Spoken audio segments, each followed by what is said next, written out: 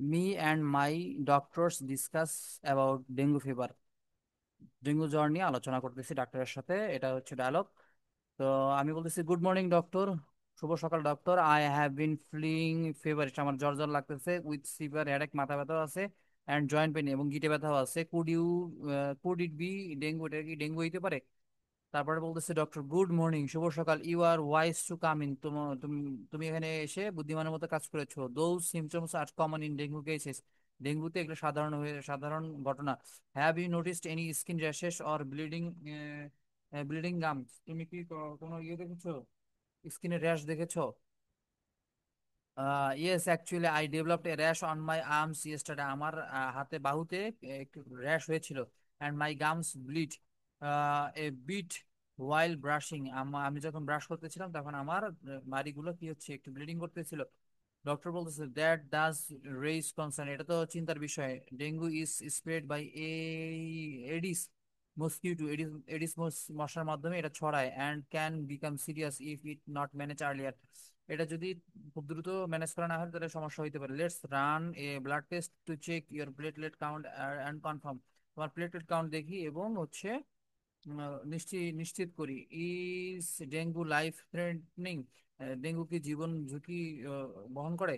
It can be, এটা হইতে পারে, specially if it progress to dengue haemorrhagic fever or dengue shock syndrome. Dengue shock syndrome হলে এটা হইতে পারে, but with proper care and hydration. ঠিকঠাক মতো যত্ন এবং হাইড্রেশন থাকলে, মানে পানি পান করলে, মোস্ট পিপল রিকভার ফুললি, অনেকেই এটা ফুললি রিকভার করতে পারে। What treatment will I need if it's confirm? যদি এটা ঠিক হয়, মানে কনফার্ম হয়ে যায় যে ডেঙ্গু হয়েছে, তাহলে আমাকে কি ট্রিটমেন্ট করতে হবে? ডক্টর বলতেছে, there's no specific antiviral drug for dengue. ডেঙ্গুর জন্য কোনো অ্যান্টিভাইরাল ড্রাগ নাই।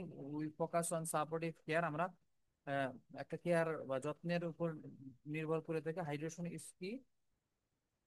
আমাদের হচ্ছে পানি স্বল্পতা দূর করা, বা পানি পানি হচ্ছে আমাদের মূল লক্ষ্য। We will need to drink plenty of fluids.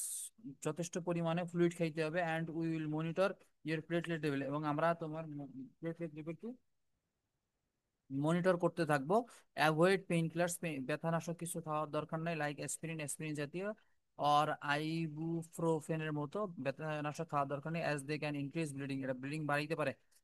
Doctor বলছে, দ্যাট সাউন্ডস ম্যানেজেবল। এটা ম্যানেজ করা সম্ভব। What precautions should I take at home? বাসায় আমার কি করতে হবে? Stay in a mosquito free environment. মশা নাই এরকম জায়গা থাকো। ইউজ নেটস, মশারি ব্যবহার করো। ওয়্যার লং স্লিভস, লম্বা জামা ব্যবহার করো।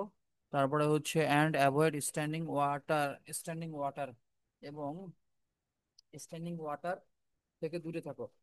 ইফ ইউ আর পজিটিভ, যদি তুমি পজিটিভ হও, take extra care not to get bitten again. আবার মশার কামড় থেকে নিজেকে রক্ষা করো। So the virus doesn't spread to others, যাতে করে অন্যদের এই ভাইরাস না ছড়ায়। গট ইট, ঠিক আছে। How long does it usually take to recover? কতদিন লাগবে সুস্থ হইতে? মোস্ট পিপল, ডক্টর বলতেছে, most people start feeling better within a week. এক সপ্তাহের মধ্যে অনেকে ভালো বোধ করা শুরু করে। বাট ফেটিক ক্যান লিঞ্জার, কিন্তু শরীরের দুর্বলতা বা অবসন্নবাদ ভাব অনেকদিন থাকতে পারে। Rest will well and follow up regularly. ঠিক মতো বিশ্রাম নাও এবং নিয়মিত ফলো আপে আসো। থ্যাংক ইউ ডক্টর, ধন্যবাদ doctor. I was really worried, আমি অনেক দুশ্চিন্তা ছিলাম, but I now I feel more confident. এখন আমার অনেক মানে কনফিডেন্ট লাগতেছে। ডক্টর বলতেছে, you are welcome, just keep your spirits up.